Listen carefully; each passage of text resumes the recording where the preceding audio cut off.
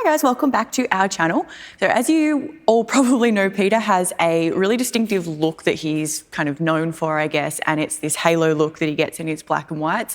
And some people love it, some people hate it, but he's going to show you how he gets it so easily with his Hasselblad, but then he's also going to run you through how you can do it if you don't own a Hasselblad.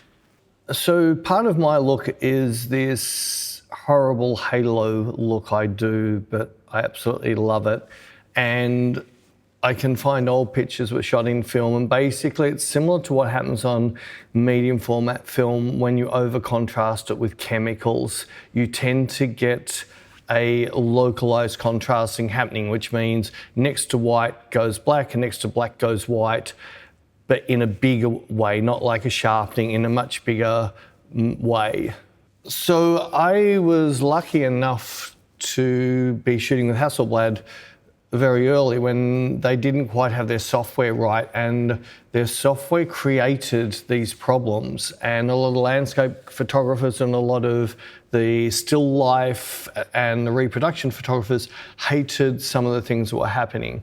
Anyway, long story short, they fixed it. I jumped up and down, yelled like hell that I wanted the old one. So in Hasselblad Software, they have a V1, a V2, and a V3 of this exposure area. V1 is pretty much me. It's the look I want and the look I didn't want them to take away from me.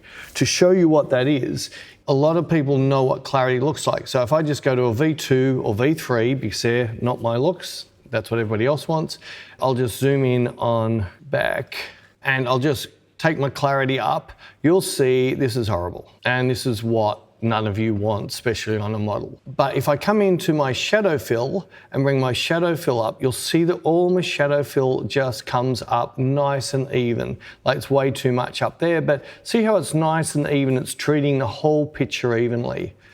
If I come back into V1, which is my world, and I'll zoom in again on the face and now bring my clarity up, you'll notice it's not sharpening at all.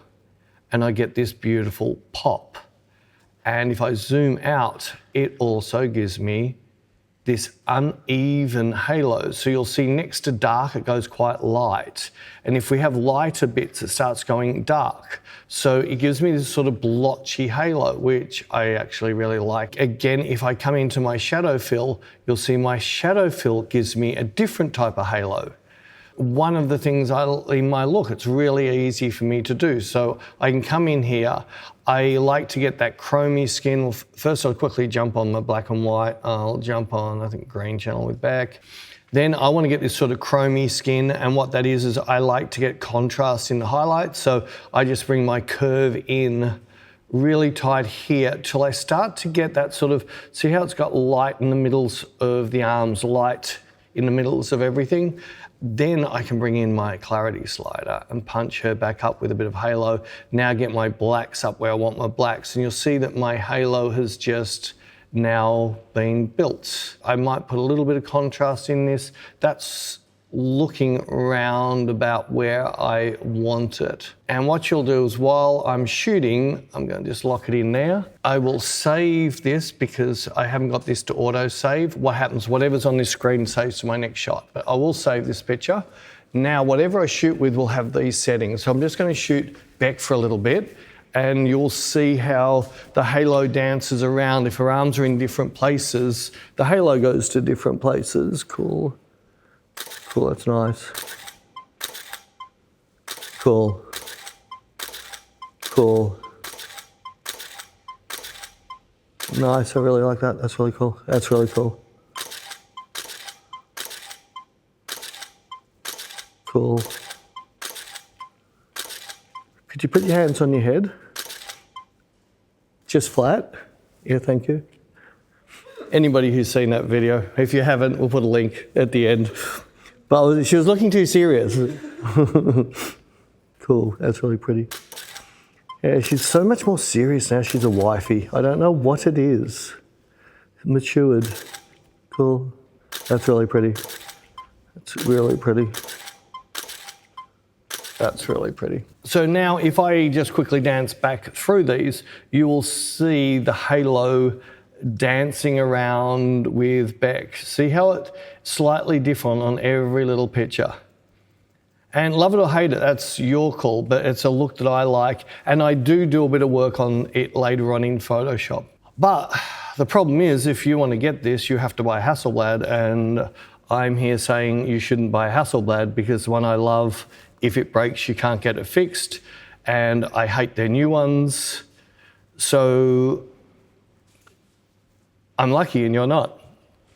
But what I am going to do is I'm going to take my favorite picture out of this little bit of a shoot, and I'm going to take it into Lightroom as a Hasselblad RAW, and then I'm going to show you how to get a very similar look in Lightroom. So this was the picture I decided to go with. This is how it looked in Hasselblad software with all of its adjustments. So I've dragged it and dropped it into Lightroom. So this is it here now in Lightroom, just straight in as a RAW. So first thing I'm gonna do is, I was in green channel, so let's jump across to my green channel LUT.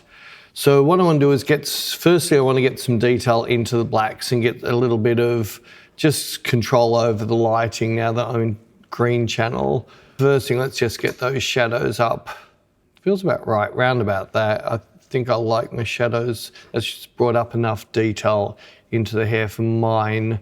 Finding the whites are just a fraction too light for me. I think round about there looks, for my eyes and for what I'm trying to do, I think I'm going to put just a little bit of an up curve into the mids on this picture. I think that's brought up about nicely there, and I want to throw a little bit of contrast just to make it a little bit poppier. So I'll just bring in a little bit about that.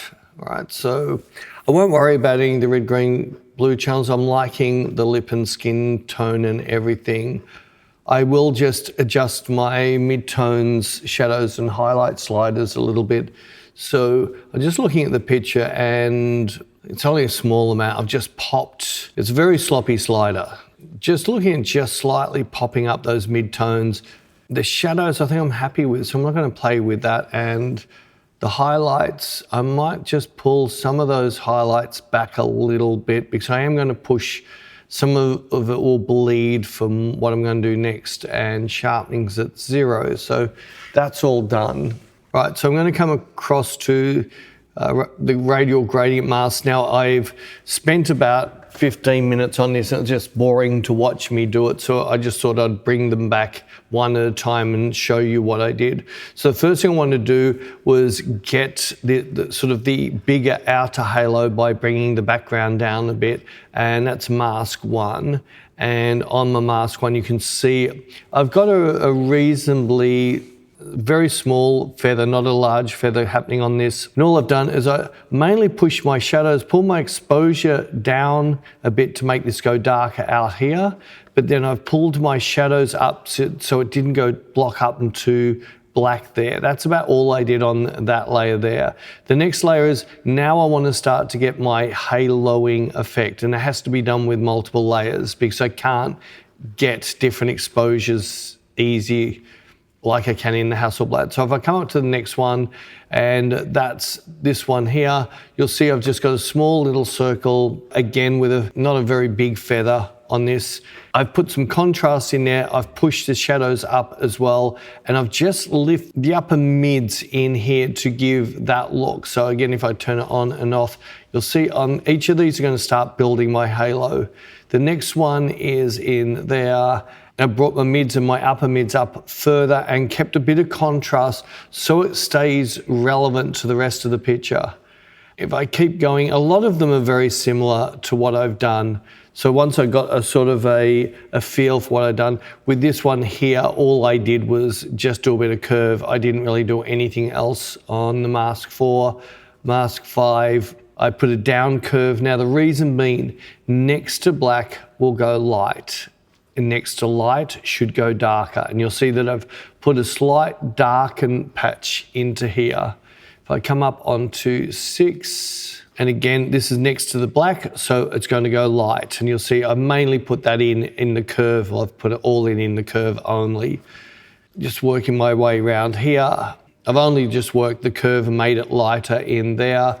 And then the final mask, which was up next to her arm there, is next to a light, I made it slightly darker. So you can see it's sort of light, light, light, then starts to blotch black, then light, light, and then blotch to black. So that's before the masks, after the mask, and there's my halo.